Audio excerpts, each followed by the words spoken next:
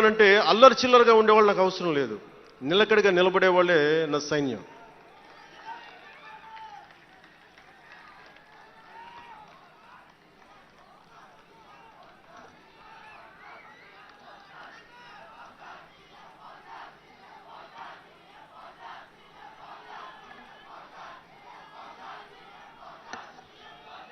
నేను డిప్యూటీ ముఖ్యమంత్రిని అయ్యాక అంతకుముందు ఎప్పుడు ఆలోచించామని, పుస్తకాల బరువుతోటి వీపు వంగిపోతున్న పిల్లవాడిని ఆడిపడాల్సిన వయసులో ఇంత పుస్తకాలు బ్యాగ్ వేసుకొని స్కూల్కి వెళ్తా, ఒకవైపేమో టిఫిన్ క్యారియరు, ఇంకోవైపేమో వాటర్ బాటిల్ పట్టుకొని జారిపోతా పడతా అమ్మకి నాన్నకి టాటా చెప్పి ఆ స్కూల్కి వెళ్ళే చిన్నపిల్లోడికి ఒక 2 పుస్తకాల బరువు తగ్గిస్తే నేను చాలా ధన్యుడిని అనుకునేవాడిని.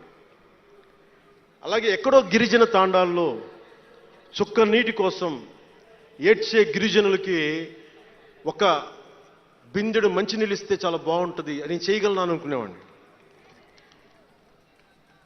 డోలీ మూతలతోటి రహదారులు లేని కొండ ప్రాంతాల్లో కేవలం 100 మంది నివసించే గిరిజన తాండాలకి ఒక చిన్న రోడ్డు వేయించగలమా అనుకునేవాడిని.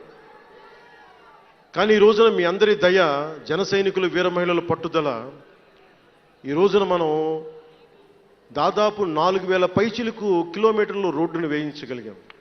వాళ్ళు 2000 వేయించారు 5 సంవత్సరాల్లో. మనం 2500 కోట్ల పైగా ఖర్చు పెట్టినట్టున్నాం. ఇవన్నీ ఎందుకు చెప్తున్నానంటే, ఒకరు మనం అనుకుంటే ఎంత చేయగలమని అంటానికి.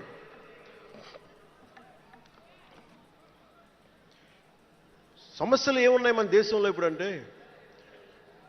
ముఖ్యంగా పార్టీలో వేదిక పైన ఉన్న నాయకులకి, జన సైనికులకి, మీ అందరికీ కూడా ఇది చాలా కీలకమైన సమయం. 2047 విజన్ అని మాట్లాడుతున్నారు గౌరవ ముఖ్యమంత్రి గారు. 2047 ప్రధానమంత్రి గారు మాట్లాడుతున్నారు. వికసిత్ భారత్, స్వర్ణ ఆంధ్రప్రదేశ్, $2 ట్రిలియన్ ఎకానమీ, భారతదేశం ప్రపంచంలోనే 3వ ఆర్థికంగా బలంగా ఉండే దేశం అవ్వాలని ఆలోచిస్తూ ఉన్నాం. ఇంత బలమైన దేశం కావాలి అంటే బలమైన ప్రజలు ఉండాలి, బలమైన నాయకత్వం ఉండాలి. నేను ఎందుకు ఇంత తపన పడతాను మీ అందరి కోసం అంటే, నాకు ఈజీగా వెళ్ళిపోయే వ్యక్తులు అవసరం లేదు, నాకు గోల చేసే వ్యక్తులు అవసరం లేదు.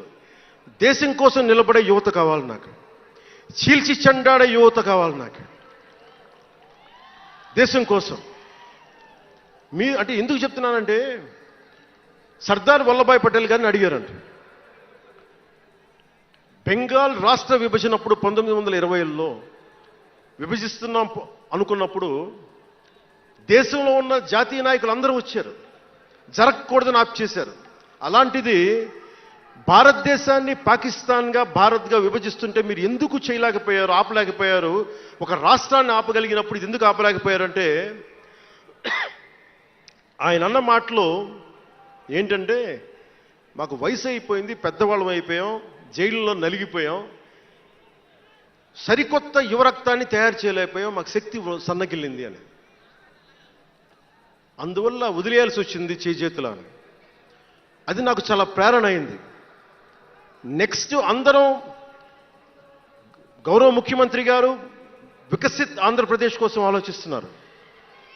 నేను వికసిత్ ఆంధ్రప్రదేశ్ కోసం ఆలోచించే వాళ్ళు ఉన్నారు. నేను ఆలోచిస్తుంది భవిష్యత్తుని నిర్మించగలిగే యువ నాయకత్వం. ఈరోజు ఒక్కడు తలుచుకుంటే ఎంతమంది ఎమ్మెల్యేలు వచ్చారో చూడండి. ఫస్ట్ టైం ఎమ్మెల్యేలు ఎంతమంది ఉన్నారు? అలాంటిది మీ నుంచి ఊరికి 100 మంది నాయకుల్ని తయారు చేయాలి. రాష్ట్రం నుంచి జాతీయ స్థాయిలోకి వెళ్ళగలిగే 100 మంది నాయకుల్ని తయారు చేయగలగాలి. అదే నా లక్ష్యం, నా స్వప్నం 2047కి.